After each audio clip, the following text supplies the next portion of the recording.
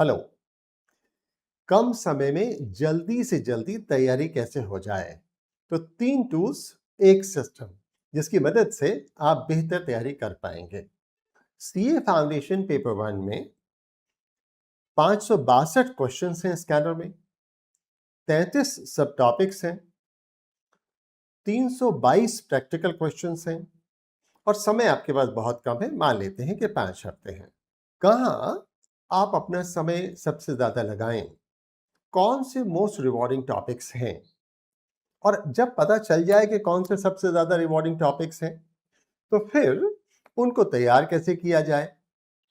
और तैयार करने के लिए प्रैक्टिस भी करनी होगी, तो वो कहां से आए? ये सवाल हमारे सामने है। तो 3 questions we have. Where do I spend time? How do I prepare each topic? And where do I practice? मैं आपको बता रहा हूं तीनों सवालों के जवाब। Most rewarding topics is the tool 1। सबसे पहले हम टूल 1 की बात कर रहे हैं, यानी वो जो आपको बताता है कि मोस्ट रिवॉर्डिंग टॉपिक्स कौन कौन से हैं। टॉप 5 30.4%, टॉप 10 53.5%, टॉप 15 70.3%, टॉप 20 83.7% और ऑल 33 टॉपिक्स और चैप्टर्स इज 100% स्कोर। ये है रैंकिंग ऑफ टॉपिक्स। रैंक 1 पर आपके पास आ रहा है डेप्रिसिएशन एंड अमोर्टाइजेशन, जो 6.9% वेटेज का है। यानी कुल मिलाकर पिछले 22 इम्तहानों में, एमटीपीज में और आरटीपीज में जो भी क्वेश्चंस पूछे गए, उसमें 6.9% वेटेज इसका था। सेकंड रैंकिंग है आपकी financial statements of not for profit organisations. इसकी रैंकिंग है 6.4। दोनों की मिलाकर हो जाती है 13.3। यानी 13.3% ऑफ मार्क्स पूछे जा रहे हैं इन टॉप 2 रैंक्ड चैप्टर्स से। इसी तरह से अब आपके पास 15 टॉप रैंक चैप्टर्स, टॉपिक्स या चैप्टर्स आ गए, और जहां से मार्क्स पूछे जा रहे हैं 70.3। यानी अगर इन 15 को आप पूरा करने जा रहे हैं तो प्रोबेबिलिटी बहुत ज्यादा ये है, अभी तक इम्तहान में ये हुआ है कि 70.3% मार्क्स यहीं से पूछे जा रहे हैं। डेप्रिसिएशन एमोर्टाइजेशन में 39 क्वेश्चंस हैं, 12 कंपलसरी है। ए रेटेड चैप्टर हो गया, टॉपिक हो गया। NPO financial statements not for profit making organisations में 34 क्वेश्चंस हैं, 253 मार्क्स हैं। कंपलसरी नहीं है लेकिन ए रेटेड है। Topic 3 issue forfeiture and re issue of shares, 28 questions हैं, 228 मार्क्स हैं, ए रेटेड है, कंपलसरी नहीं है। रेक्टिफिकेशन ऑफ एरर्स देखिए मजेदार बात, 32 क्वेश्चंस हैं, 9 कंपलसरी हैं, इसीलिए ये ए रेटेड हो जा रहा है। और टॉपिक 5 जो टॉप में आ रहा है वो है bank reconciliation statement, 29 questions asked every year, 2018 से 26 तक हर एग्जामिनेशन में यहां से सवाल पूछा गया है। अब आइए टूल 2 की बात करते हैं। टूल नंबर 2 ये है ब्लूम्स मेथोडोलॉजी। तो नाउ द क्वेश्चन इज, सवाल ये है कि ब्लूम्स लेवल हैं क्या? It's a ladder of thinking skills, यानी आप कैसे सीखते हैं इसकी सीढ़ी है। सबसे पहले जब भी आप कुछ सीखते हैं तो आप याद करते हैं, रिमेंबर, रिकॉल इट। फिर आप समझते हैं, अंडरस्टैंड, एक्सप्लेन इट।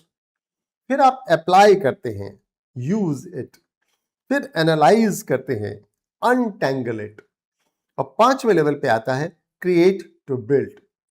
अब मान लीजिए हम डिप्रिसिएशन एंड अमोर्टाइजेशन चैप्टर की बात करें तो हम कैसे करते हैं? Remember, define what is depreciation, understand true and false with reasoning. Land पर डिप्रिसिएशन लगेगा या नहीं लगेगा? True and false with reasoning, क्यों नहीं लगेगा? Apply, compute WDV depreciation, written down value के हिसाब से। अब आप डिप्रिसिएशन कैसे कैलकुलेट करेंगे? This is apply. चौथा, एनालाइज, रेक्टिफाई दीज एरर्स, यानी डिप्रिसिएशन कैलकुलेशन में कहीं कुछ गलतियां हो गई हैं तो क्या गलती हो गई इसको समझें और कैसे सही किया जाएगा इसको करें। This is analyse. और 5th लेवल पे आया create, prepare full final accounts, यानी 5 लेवल ब्लूम्स मेथोडोलॉजी के हैं। समझने की बात क्या है कि जब तक आप लेवल 1 पूरा नहीं करेंगे, लेवल 2 पर नहीं जा सकते। 2 पूरा करने के बाद ही लेवल 3 पे जा पाएंगे, 3 पूरा करने के बाद ही 4 पर जा पाएंगे। तो अब आपको हमने बहुत सिंपल लर्न करने का तरीका बता दिया। आइए देखें कि हम स्कैनर की तरफ से इस ब्लूम्स टेक्नोलॉजी या मेथोडोलॉजी में आपको क्या दे पा रहे हैं। हर चैप्टर में जिसको हमने कहीं रैंक किया है या टॉपिक में जिसको हमने रैंक किया है, हमने ब्लूम्स मेथोडोलॉजी के नोट्स बना दिए हैं। वो नोट्स कैसे दिख रहे हैं? देखिए, ये ऐसे दिख रहे हैं।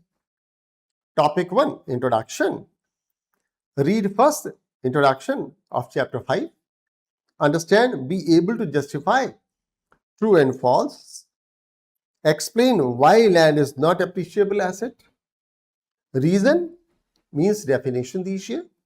अब यहां तक तो आपने समझ लिया। इससे रिलेटेड क्वेश्चंस कहां पूछे गए? तो दोस्तों, स्कैनर में ये सारे क्वेश्चंस हमने कंपाइल कर दिए। अब देखिए, इसी टॉपिक में आप चैप्टर नंबर 5 में जाएंगे, वहां टॉपिक नंबर 1 मिलेगा जो होगा इंट्रोडक्शन का, जहां TQ 1.1 है, यानी थ्योरी क्वेश्चन टॉपिक नंबर 1 का 1 क्वेश्चन नंबर। TQ 1.2 यानी टॉपिक 1 का क्वेश्चन नंबर 2। TQ 1.3 यानी टॉपिक 1 का क्वेश्चन नंबर 3। और ये कौन सा क्वेश्चन है? PYQ 2018 नवंबर 1। और ये अंडरस्टैंड में आ रहा है, यानी अंडरस्टैंड क्या क्या करना है, इसके नोट्स हमने आपको दे दिए। यहां इससे रिलेटेड क्वेश्चंस क्या पूछे गए हैं, ये हमने आपको लिस्ट कर दिया। ये क्वेश्चन आसान है कि ठीक ठाक है, बीच के लेवल का है, मीडियम या हार्ड है, ये भी हम आपको बता रहे हैं। ये देखिए, इजी, ये मीडियम, ये इजी, ये इजी।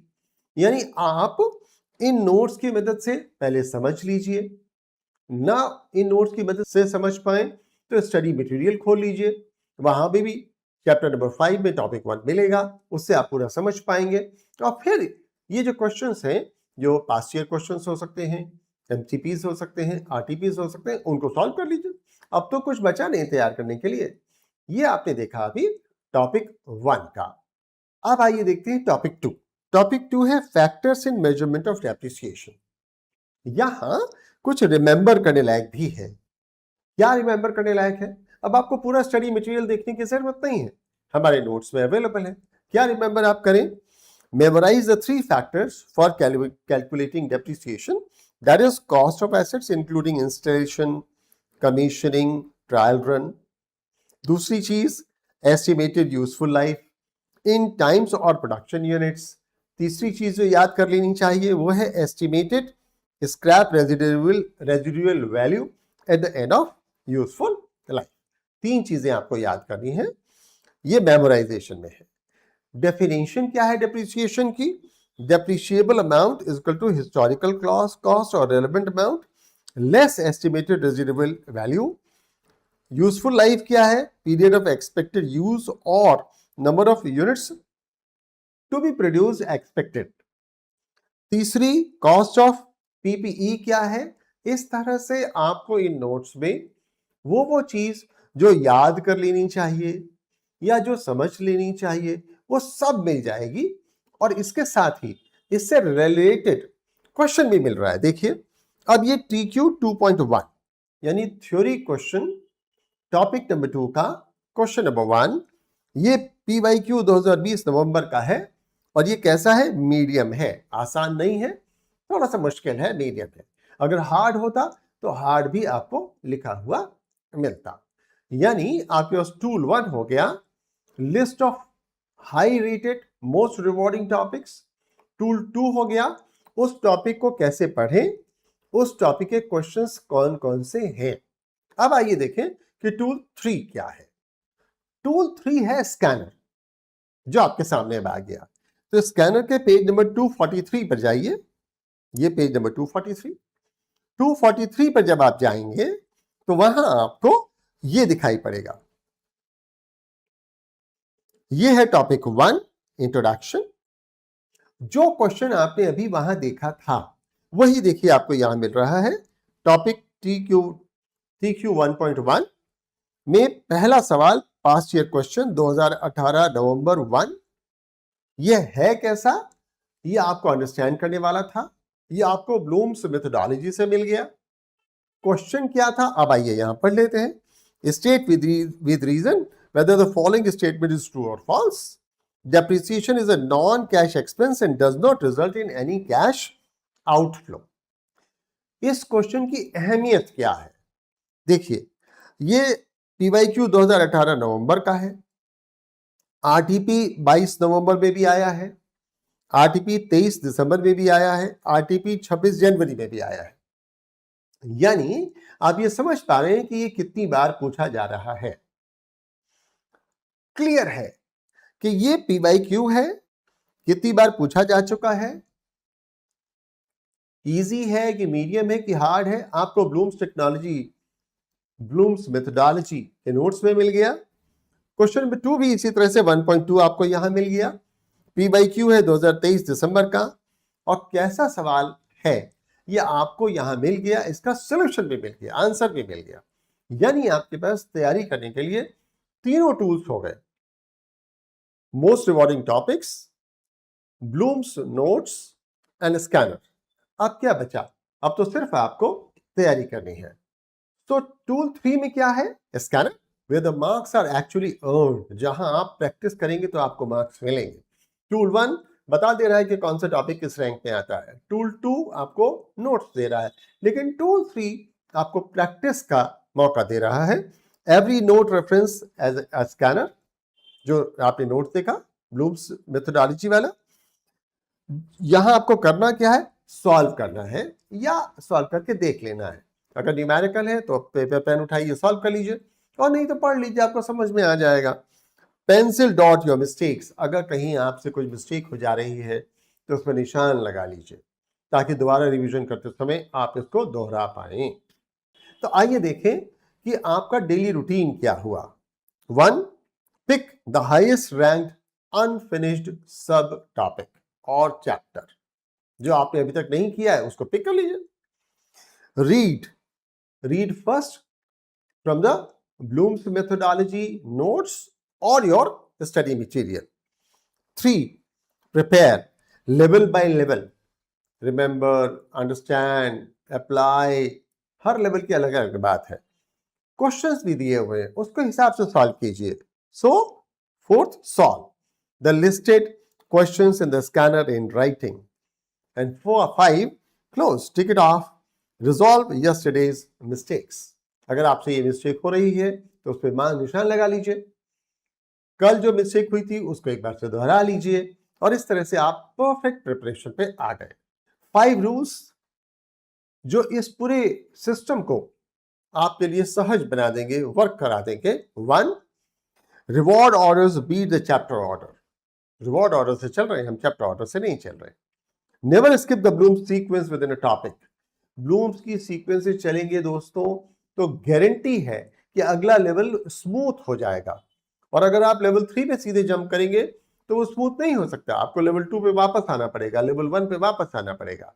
और ब्लूम्स लेवल क्या है ये आपको खूब अच्छे से पता है, और ब्लूम्स लेवल के बिना आपका गुजारा है नहीं। ब्लूम्स लेवल को आपको देखना ही पड़ेगा। क्या है Bloom's level? Remember, understand, apply, analyse and create. तो ब्लूम्स लेवल के हिसाब से चलिए, नहीं तो आप परेशान हो जाएंगे। इसको हमें कभी भी मिस नहीं करना है। Then number 3, everything is numerical.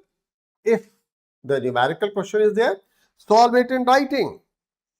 Compulsory flagged topic first within a tier. हमने स्कैनर में कंपल्सरी जो क्वेश्चन है उनको भी इस ब्रैकेट में सी लिख दिया है, यानी आपको पता चल गया कि तो कंपल्सरी है। स्कैनर में पहले एक टेबल भी दी हुई है जो बताती है कि कंपल्सरी किस किस टॉपिक से आते हैं, तो आप वहां से पता लगा सकते हैं। Done, every listed question solve, not red. और इस तरह से दोस्तों आपने 562 सवाल, 33 सब टॉपिक्स को जितने समय में आप चाहें, हम ये कह रहे हैं 5 वीक्स की स्ट्रैटेजी हो सकती है, शॉर्टर हो सकती है, लॉन्गर हो सकती है, depending upon the availability of time. मान लीजिए आपके पास समय कम है तो आप ऊपर वाले टॉपिक्स पहले कर लीजिए, समय ज्यादा है तो ऊपर से शुरू करिए, नीचे तक आते जाइए और यहां से आप तैयारी कर पाएंगे। सो ये this is entirely doable in reward order. अब सवाल ये है कि आपको ये जो रैंक्ड टॉपिक्स हैं ये कहां मिलेंगे और ब्लूम्स के नोट्स कहां मिलेंगे, तो आप कमेंट कर दीजिए स्कैनर।